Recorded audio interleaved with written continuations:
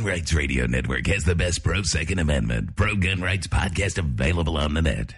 The podcasts are absolutely free when subscribing using iTunes or Zune Marketplace. Or if you want, you can just listen from the website. Make sure you visit gunrightsradio.com to subscribe. Podcasting freedom, one episode at a time. So along that line of carrying a spare gun obviously means that your bag is going to get much heavier and in some cases much larger. This bag here is probably, I would say, a medium bag. Yours is kind of somewhere between a medium and small.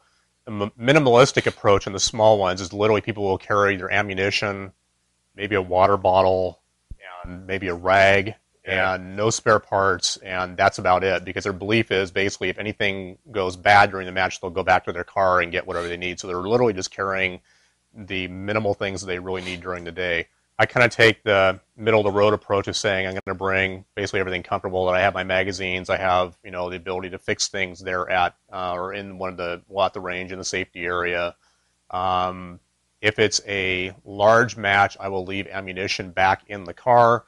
Typically, they have a break at some point, lunch, or if you're just happen to be traveling by the car or whatever, grab ammunition out of the trunk. The other approach is the large range bags, which are probably another half again as big as this.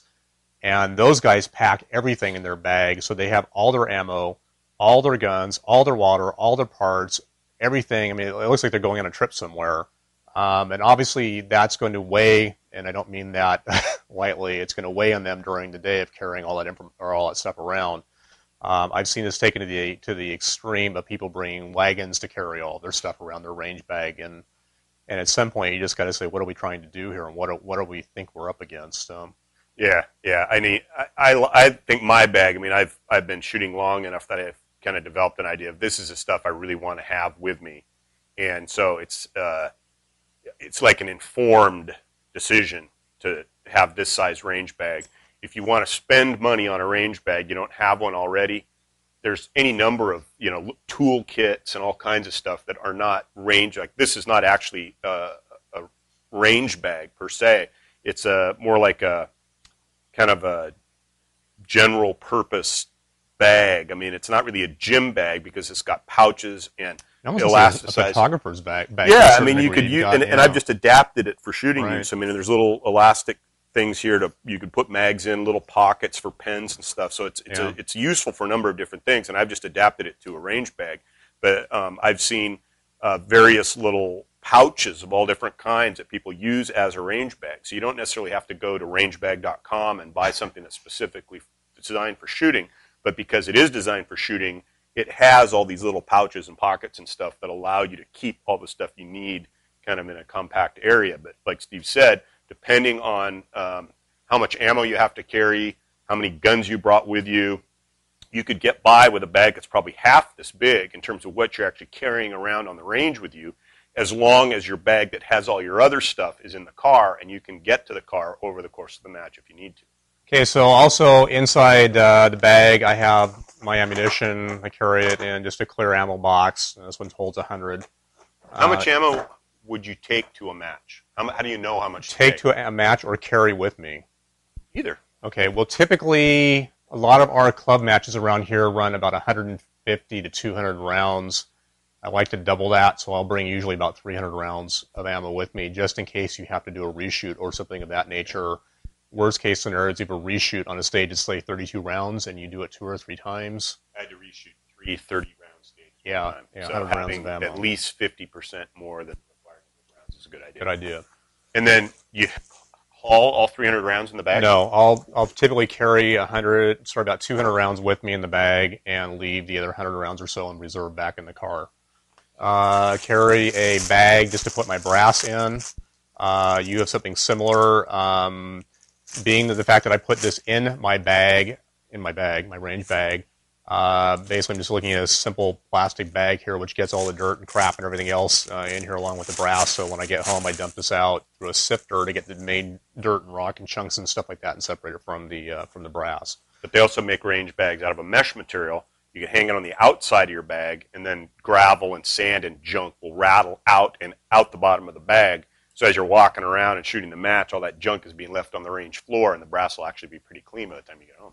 So you have the rag. Typical rag to wipe the gun down. Everybody carries that. My earmuffs are in the bag.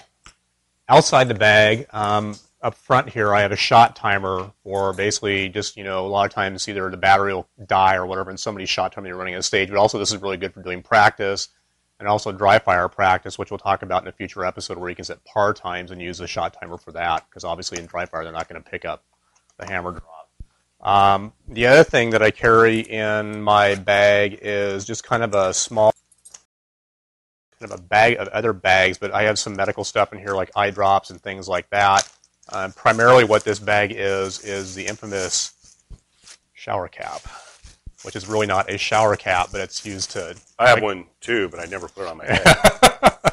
What do we do with the shower cap other than put it on our head? Put it on our head, yeah. When it's raining. What do we use it for? Yeah, typically what you're using these for is that if you're shooting, let's say, a really rainy or wet environment, or if you're shooting in a place that's really dusty, and typically it's the dust effect, that you're trying to keep the dust and stuff that's blowing in the air off your gun. Since our guns, or at least mine, is more exposed than yours because of my my holster, that's a real key thing to keep the dirt and dust and things like that from blowing onto your gun and causing problems there. But even if it's raining, you can put a jacket on or whatever and cover it to a certain degree there.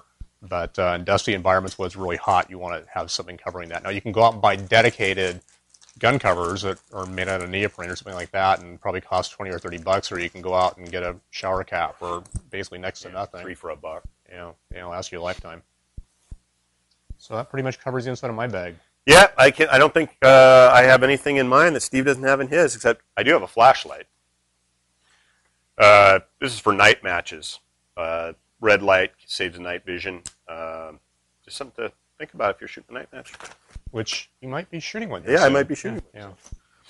Okay, so I think that about does it. Visit our website at powerfactorshow.com. You can send us an email at powerfactorshow@gmail.com. Also, I'd recommend that if you're an iTunes user or whatever, go onto iTunes and leave us feedback. Positive feedback's good. Negative feedback, keep it to yourself. No, seriously. I mean, if there's something that you don't like or whatever, it's probably good to let us know that you think that something sucks, because otherwise we'll continue doing sucky stuff, and that would suck. Yeah. So, at any rate. So go there, leave us feedback, let us know what you think. Bye. See ya.